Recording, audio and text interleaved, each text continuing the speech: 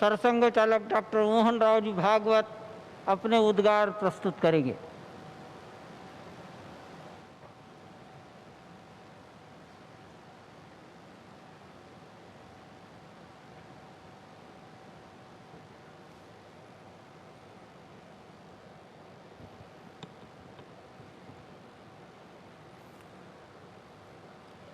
श्रद्धेय नृत्य गोपाल दास जी महाराज जी सहित उपस्थित सभी श्रद्धेय संतचरण, भारत के आदरणीय और जनप्रिय प्रधानमंत्री जी, उत्तर प्रदेश की माननीय राज्यपाल महोदया, उत्तर प्रदेश के माननीय मुख्यमंत्री जी, सभी नागरिक सज्जन, माता भगिनी, आनंद का क्षण है। बहुत प्रकार से आनंद है। एक संकल्प लिया था और मुझे स्मरण है कि तब के हमारे संघ के सरसंघ चालक बाला साहब देवरस जी ने ये बात हमको कदम आगे बढ़ाने के पहले याद दिलाई थी कि बहुत लग के 20-30 साल काम करना पड़ेगा, तब कभी ये काम होगा। और 20-30 साल हमने किया। 30वें साल के प्रारंभ में हमको संकल्प पूर्ति का आनंद मिल रहा है।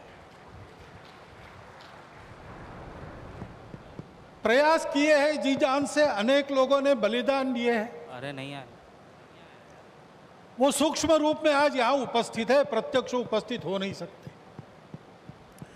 ऐसे भी है जो है लेकिन यहां आ नहीं सकते। रथ यात्रा का नेतृत्व करने वाले अडवाणी जी आज अपने घर में बैठकर इस कार्यक्रम को देख रहे होंगे।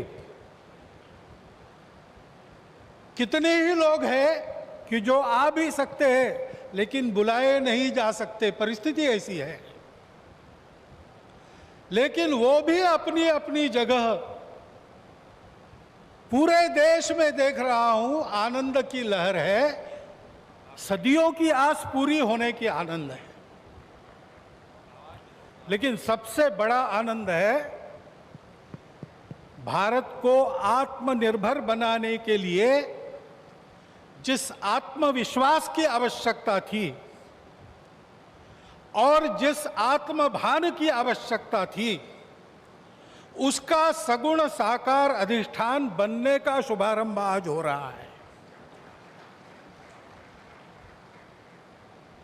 वो अधिष्ठान है आध्यात्मिक दृष्टि का। सिया राम मय सब जग जानी।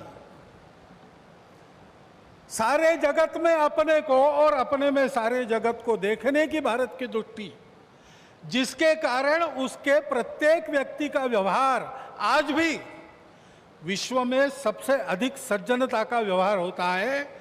और उस देश का सामूहिक व्यवहार सबके साथ वसुधैव कुटुंबकम का होता है। ऐसा स्वभाव और ऐसी अपने कर्तव्य का निर्वाह व्यावहारिक जगत की माया के दुविधा में से रास्ते निकालते हुए जितना हो सके सबको साथ लेकर आगे चलने का जो विधि एक बनती है, उसका अधिष्ठान आज यहां पर बन रहा है। परम वैभव संपन्न और सबका कल्याण करने वाला भारत, उसके निर्माण का शुभारंभ आज ऐसे निर्माण का व्यवस्थागत नेतृत्व जिनके हाथ से है, उनके हाथ से हो रहा है। ये और एक आनंद है। और इसलिए उन सब का स्मरण होता है। लगता है अशोक जी यहां रहते तो कितना अच्छा होता, महंत परमहंस रामचंद्र दास जी अगर आज हो सकते तो कितना। लेकिन जो इच्छा उसकी है वैसे होता है।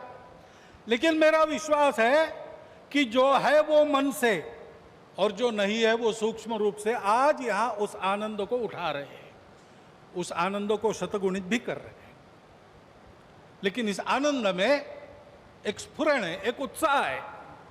हम कर सकते हैं, हमको करना है, वही करना है। एतद्देश प्रसूतस्य सकाशादग्र जन्मनात् स्वम स्वम चरित्रम शिक्षेरन पृथिव्याम सर्वमानव।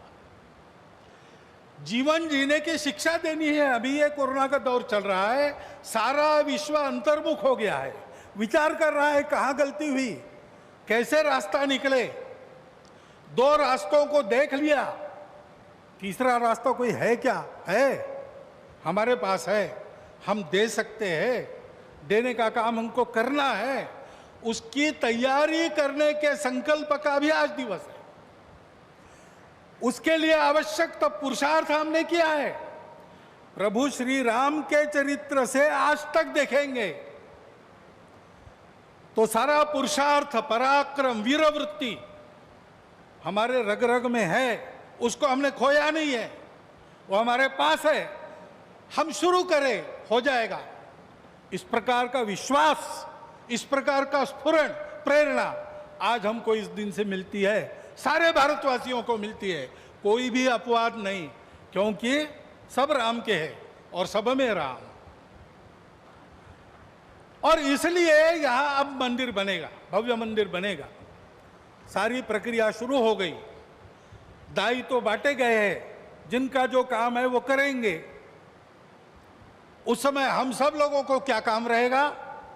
हम सब लोगों को अपने मन की अयोध्या को सजाना संवारना है। इस भव्य कार्य के लिए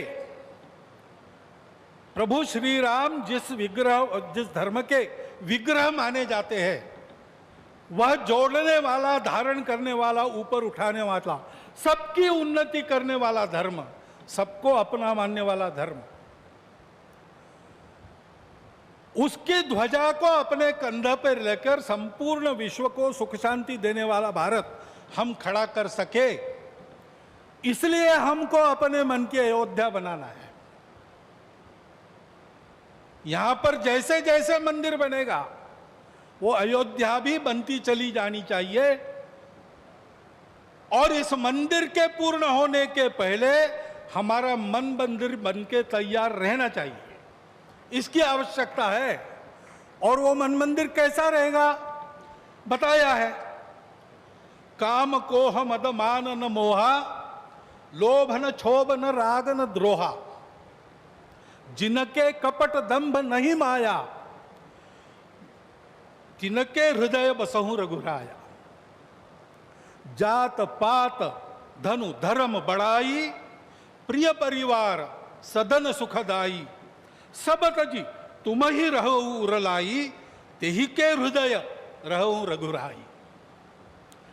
हमारा हृदय भी राम का बसेरा होना चाहिए। इसलिए सभी दोषों से, विकारों से, द्वेषों से, शत्रुता से मुक्त।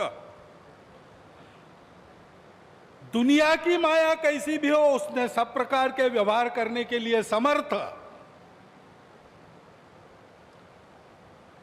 और हृदय से सब प्रकार के भेदों को तिलांजलि देकर केवल अपने देशवासी ही क्या, संपूर्ण जगत को अपनाने की क्षमता रखने वाला इस देश का व्यक्ति और इस देश का समाज, ये गढ़ने का काम है। उस गढ़ने के काम का एक सगुण साकार प्रतीक जो सदैव प्रेरणा देता रहेगा, वो यहाँ खड़ा होने वाला है। भव्य राम मंदिर बनाने का काम भारतवर्ष के लाखों मंदिरों में और एक मंदिर बनाने का काम नहीं है। उन सारे मंदिरों में मूर्तियों का जो आशय है, उस आशय का पुनर्प्रगटीकरण और उसका पुनर्स्थापन करने का शुभारंभ आज यहाँ बहुत ही समर्थ हाथों से हुआ है। इस मंगल अवसर पर इस सब आनंद में मैं आप सबका अभिनंदन करता हूं। और जो मेरे मन में इस समय विचार आए, उसको आपके चिंतन के लिए आपके सामने रखता हुआ आपसे विदा लेता हूं। बहुत बहुत धन्यवाद।